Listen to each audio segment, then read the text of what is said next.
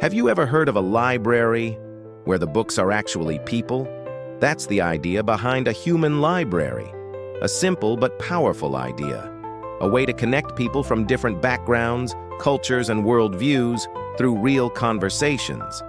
In a traditional library, we read books to gain knowledge. But in a human library, it's people who become the books. Each book shares their personal story, perspective, or life experience. And instead of just reading, readers get to have live conversations with these books. They can ask questions, listen closely, and really connect. It's all about dialogue and active listening. The goal? To break down stereotypes, build empathy, and create more understanding between people. At its core, a human library brings storytellers and listeners together, encouraging open minds, open hearts, and honest conversations. Start by asking, what's the goal? Is it about raising awareness, promoting inclusion, encouraging intercultural dialogue? Once the purpose is clear, gather your organizing team. They'll handle logistics, communication, and recruiting both books and readers. Choose a venue that's accessible and cozy enough for private conversations. Set a date, plan the duration. Each session usually lasts 20 to 40 minutes. Now it's time to find your books, people from all kinds of backgrounds ready to share their stories.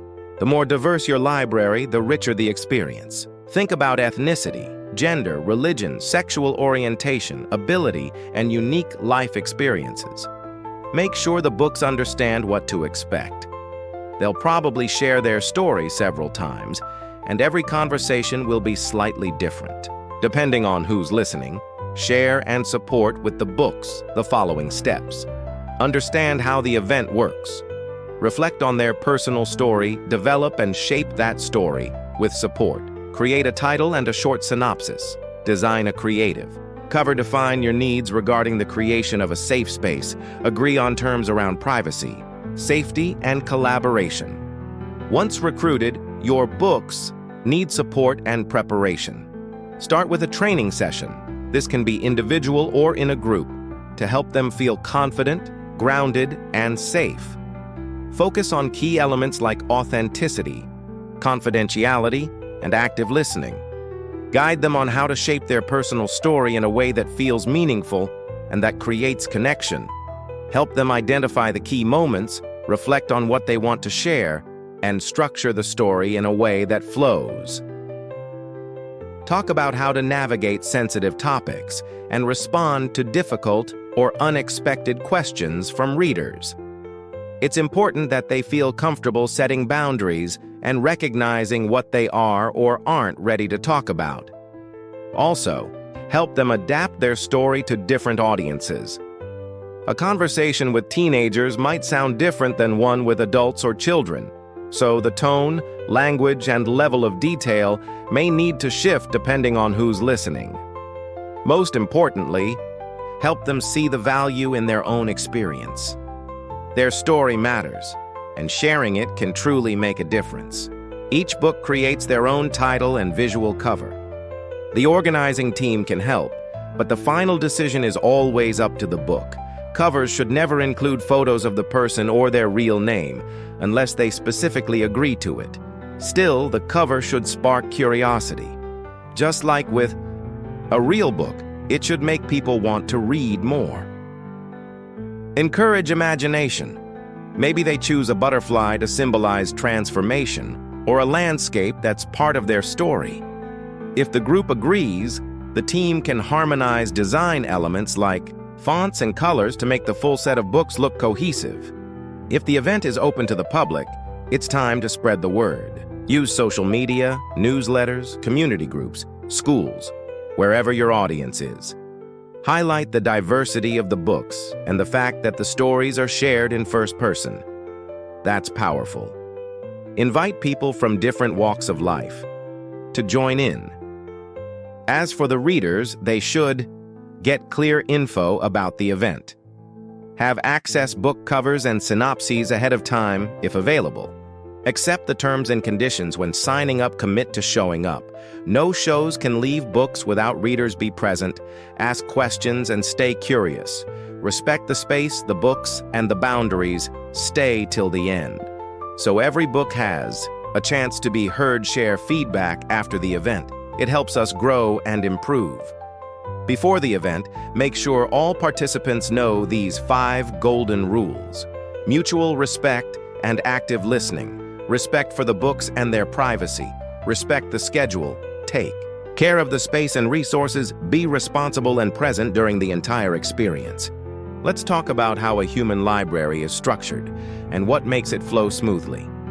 First, the 2 key roles that make a human library come to life: the books and the readers. Each event should include around 2 to 6 books. This number helps ensure both diversity and the right conditions for each book to feel safe and supported while sharing their story.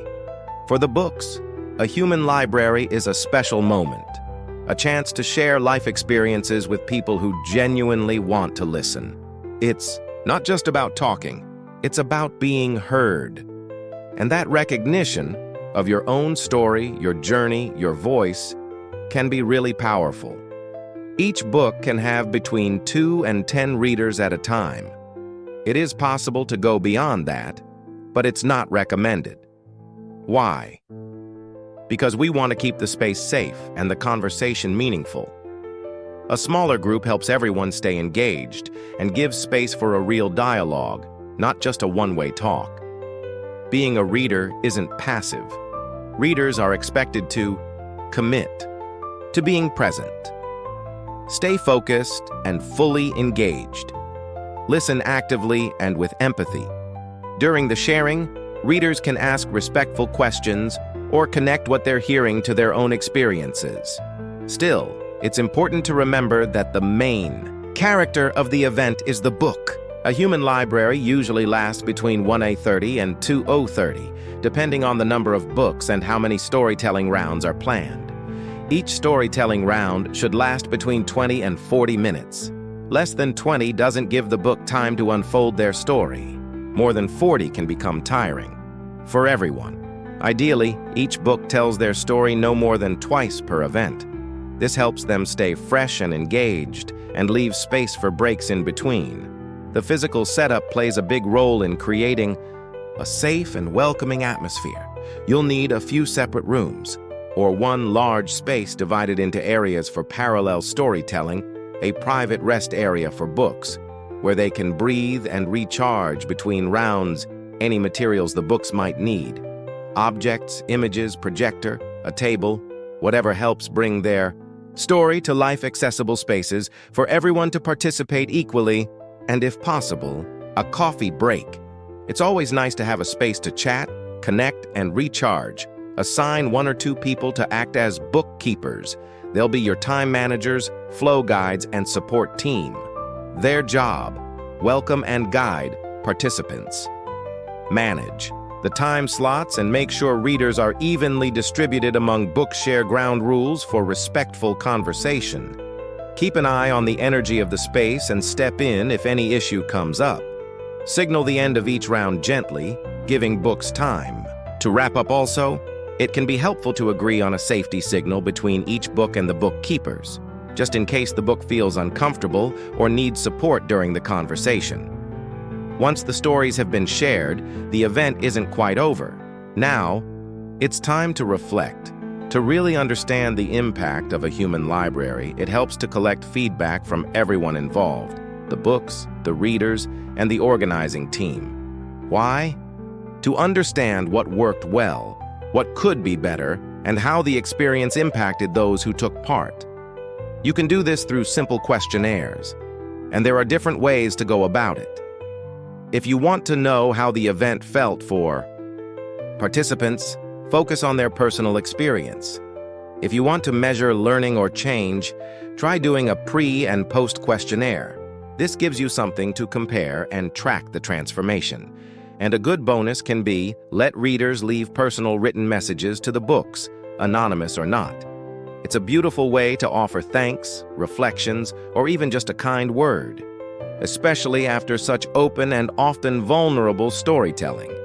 Some final tips to make sure your human library runs smoothly and meaningfully. Not every book finds it easy to write or structure their story, so it's helpful to have follow-up sessions available. These can be moments to brainstorm ideas, talk through the story's structure, or even do a test run and get feedback from the team. And always remind the books, they only need to share what they feel comfortable with. They don't need to tell their whole life story or stick to a chronological script. The story can be thematic, symbolic, or simply focused on a few key moments. Whatever feels right. A good way to start is by asking some reflective questions, like, where does your name come from? What's your first memory? What moments shaped the person you are today? Who are the people who've had the biggest impact on you? Some books will prefer to write and read their story. Others may want to speak more freely. Both are valid. That said, it's always a good idea to write a first version. This helps to define what will be shared and keep the timing under control. Practicing the story aloud can help a lot. Time it, adjust it, and make sure it feels natural and comfortable, within the time slot. At the event, be mindful of how close the readings are. If two stories overlap too much in sound, it can affect the intimacy of the space and distract both the books and readers. Getting participants to fill out feedback. Forms isn't always easy, so keep them short. Use simple, clear language. Hand them out during the event and invite people to fill them out on the spot. For younger audiences, like teens or kids, questionnaires might not work as well. In those cases, try more interactive or playful feedback formats. It can make reflection more engaging and effective.